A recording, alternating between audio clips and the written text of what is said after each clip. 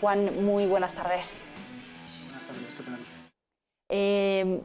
¿Qué podemos decir sobre este ciberataque? ¿Qué sabemos hasta ahora? Se está hablando de un ciberataque de características ransomware. ¿Qué significa esto exactamente? Bueno, para empezar, un ransomware es un tipo de ataque o de malware que lo que pretende o el objetivo que tiene es secuestrarte la información.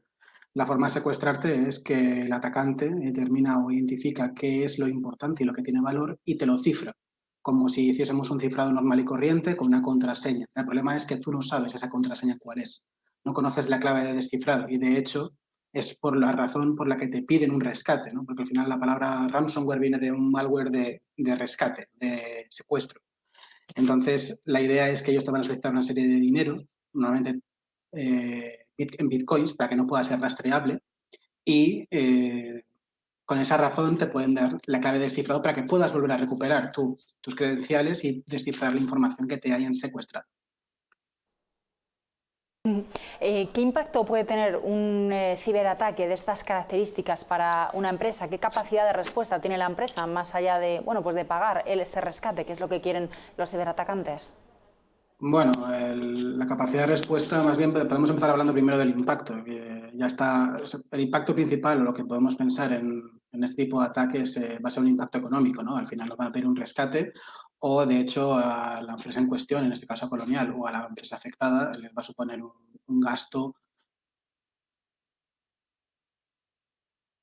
podrán obtener ganancias.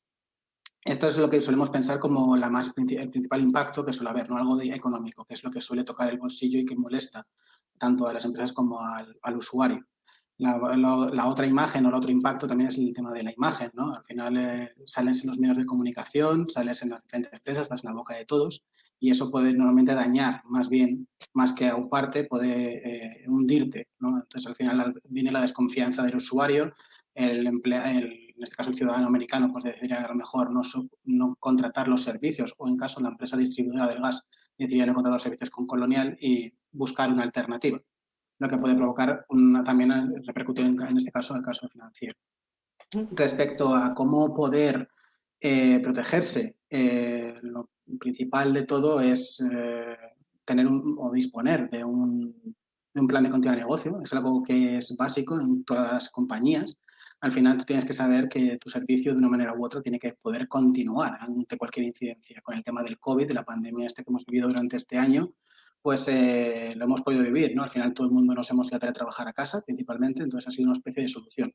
En este caso, al final lo que hay que buscar son alternativas, ¿no? Es decir, hay que tener unas copias de seguridad robustas de los sistemas más críticos. Para eso sirve primero hacer un análisis de impacto de negocio, cuando identificaríamos qué servicios son los más críticos, porque no hay que pensar que, por ejemplo, en este caso, pues sería lo más seguro el tema de la distribución del gas.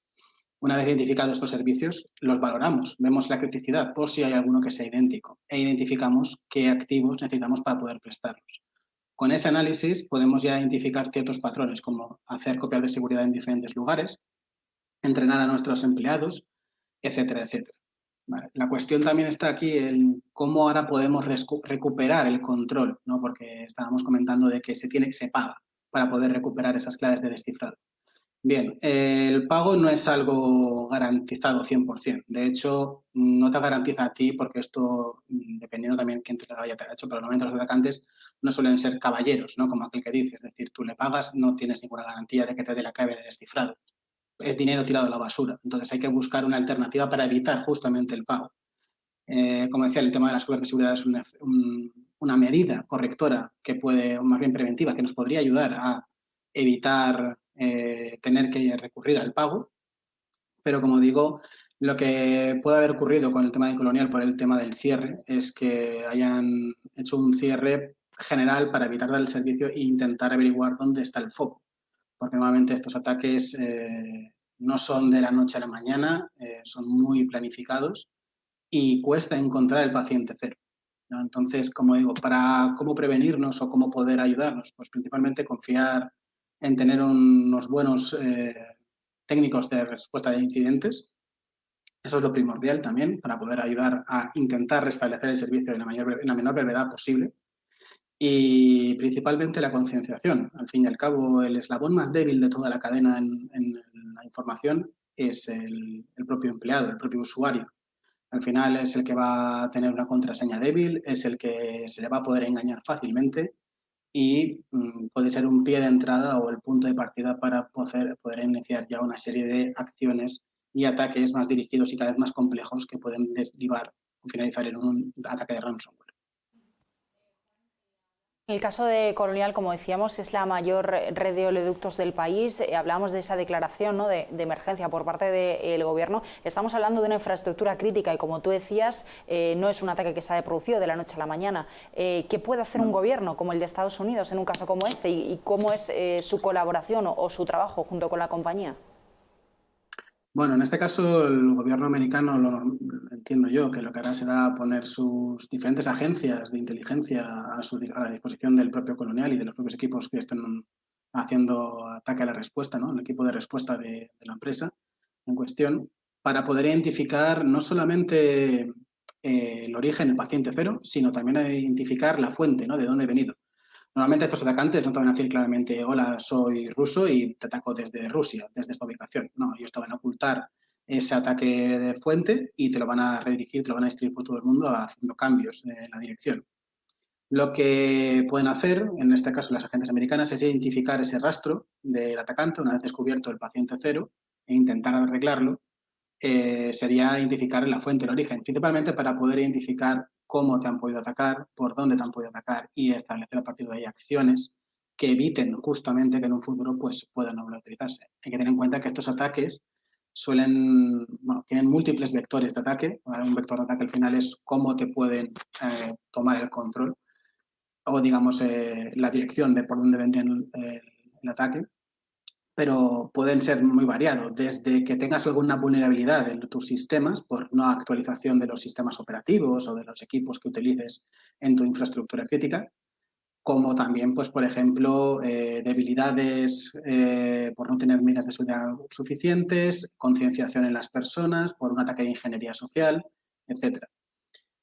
Yo normalmente me quiero focalizar más en la parte de ingeniería social porque yo no conozco los sistemas de Colonial, pero si tuviésemos que dar consejos para incluso a las compañías españolas que tengan o que estén amparadas pues en infraestructuras críticas, como el caso de Colonial, bueno, primero, ya sabrán, incluso ya estarán precavidos de este tema porque de hecho existe en España una legislación de la infraestructura crítica, el EPIC, que al fin y al cabo lo que permite es, te orienta a cómo proteger estas infraestructuras críticas, ¿no?, de una serie de planes que están obligados a presentar ante el Ministerio. Y además estos planes justamente son secretos, nadie los debe conocer, solamente las personas que trabajan con estas infraestructuras. Posteriormente, en el tema de la concienciación es clave, no solamente orientado a que el usuario sepa elegir bien una contraseña, que eso ya estamos más que cansados de oírlo en todas las partes, sino más bien a que la organización o que el personal entienda la importancia de su trabajo, la importancia de la información que se maneja y el impacto que puede provocar, ¿no?, con meras acciones tan absurdas como, por ejemplo, como decíamos, un ataque de ingeniería social, por ejemplo. En este caso, el ataque de ingeniería social es solamente formación a la persona. Al final, el punto de entrada es la persona y no hay otra forma más que concienciándolos por el hecho de que nosotros, como seres humanos, lo que queremos es ayudar, ¿no? Eso es lo que se basaba Kevin Mitnick, un importante hacker de ingeniería social que, bueno, ahora trabaja para los diferentes gobiernos, sobre todo el americano, pero en los años 80-90 fue de los más buscados. Esta persona era un experto en ingeniería social porque seguía los principios de que toda persona no puede decir que no y siempre quiere ayudar. Entonces, desde ese mero hecho de una llamada telefónica, por las redes sociales, por poner más información de la que debemos. En fin, hay múltiples caminos por los que un atacante puede obtener esa información. Desde un correo, por ejemplo, también con phishing, diciendo que has ganado un sorteo, pues si tú haces o no tienes esa conciencia o esa cultura de ciberseguridad, pues puedes provocar que des pie a una apertura, a una puerta trasera. Ellos posteriormente luego ya te colocan una especie de sonda o el bichito y poco a poco te van rastreando por la red. Te van identificando qué es los puntos más críticos, dónde está la información que más vale, porque de hecho, según dicen, han capturado 100 gigas de información, que puede ser de todo, desde lo que consume una casa o una empresa hasta los números de cuenta bancaria de todos los clientes que tengan asociados. Incluso pueden ahora mismo utilizar esa información para extorsionar a las otras empresas diciendo que les deben hacer un pago de X dinero porque la factura del mes pasado no se ha pagado. O sea que, al fin y al cabo, esto es una tras otra, que puede hacer una bola de nieve enorme. Una última pregunta muy rápidamente porque me quedo sin tiempo, pero sí quería preguntarte, se está hablando de que detrás de este ciberataque a Colonial estaría un grupo llamado DarkSide. No sé si son conocidos, ¿no?, dentro de este mundo, ¿no? Si tú nos puedes decir algo al respecto de este grupo en concreto o de cómo operan este tipo de grupos. Bueno, este tipo de grupos lo que operan es buscando primero las vulnerabilidades. Normalmente estos ataques no suelen ir enfocados a todo el mundo. El típico hacker de 16 años que está aburrido en su casa, a lo mejor sí, hace un barrido hacia todo el mundo y a ver quién cae. Estos ataques suelen estar más dirigidos. Dependiendo también del tipo de ataque se le puede conocer de una manera u otra. Pero, como digo, estos grupos van a hacer daño a cuanta más gente posible. El daño ahora mismo no es al ciudadano directamente, sino que es a una empresa que distribuye gas, pero al fin y al cabo, si te corta el suministro de gas, como está ocurriendo desde el fin de semana, pues es calentamiento que no puedes, o sea, no puedes utilizarlo para calentar tu casa, ni siquiera el agua para ducharte. Entonces es una forma de que afecte a cuanta más gente mejor, no para ellos. En este caso, DarkSide se les conoce como los Robin Hood, ¿no? Atacan a los ricos para dárselo a los pobres, por el hecho de que justamente ellos han dicho que no van a atacar a colegios, universidades, hospitales, que eso ya es un plus, ¿no?, dentro de los malos que son, en este sentido, porque han habido también ataques a hospitales que han dañado todas las infraestructuras. Pero bueno, en cuestión de DarkSide, luego además es que utilizan parte de este dinero que cobran de los rescates a organizaciones benéficas, que incluso ha habido alguna organización benéfica que ha negado recibirlo por si acaso se les señala como que son parte de los atacantes, ¿no? Al final no quiere recibir dinero manchado. Pues Juan Tárrega, muchísimas gracias por acompañarme estos minutos y por arrojar un poquito más de luz a este caso. Vamos a ver finalmente qué sucede con el caso de Colonial. Muy buenas tardes, Juan, gracias. Muy buenas tardes, muchas gracias.